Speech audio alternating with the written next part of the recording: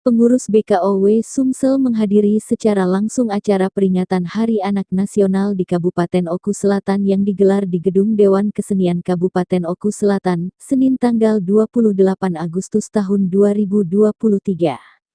Peringatan Hari Anak Nasional, HAN, 2023 di Kabupaten Oku Selatan dengan tema Cerita Rakyat Nusantara, dihadiri Ketua BKOW Sumsel Hajah Fauziah Mawardi Yahya, SPD yang dalam hal ini diwakili oleh Asmawati. Hadir juga Bupati Oku Selatan diwakili oleh Asisten Bidang Perekonomian dan Pembangunan Joni Raffles, Ketua GO Kabupaten Oku Selatan, Rosita Devi Solehien, Penasehat Utama Isyana Lonita Sari Popo.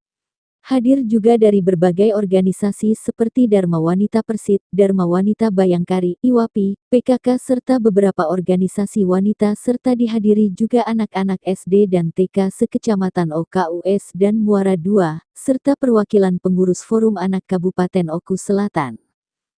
Penasehat Gabungan Organisasi Wanita, GO Kabupaten Oku Selatan Isyana Lonita Sari Popo dalam sambutannya mengatakan GO Kabupaten Oku Selatan memiliki kapasitas dan segmen keanggotaan yang ikut mendukung program pembangunan di Kabupaten Oku Selatan, khususnya kemajuan kaum perempuan.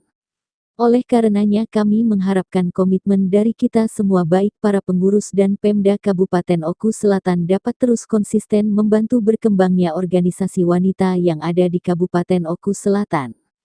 GO sebagai wadah organisasi perempuan merupakan organisasi kemasyarakatan perempuan yang mandiri, memiliki tujuan yang sejalan dengan pembangunan pemerintah di berbagai bidang yang muaranya adalah meningkatkan kesejahteraan masyarakat seiring dengan peningkatan kualitas hidup dan kesejahteraan anggota GO.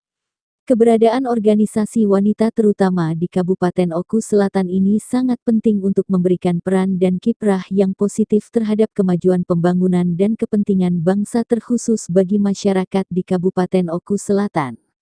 Saat ini alhamdulillah sesuai laporan Ibu Ketua GO Oku Selatan sudah bergabung 19 organisasi wanita se-Kabupaten Oku Selatan, ujarnya.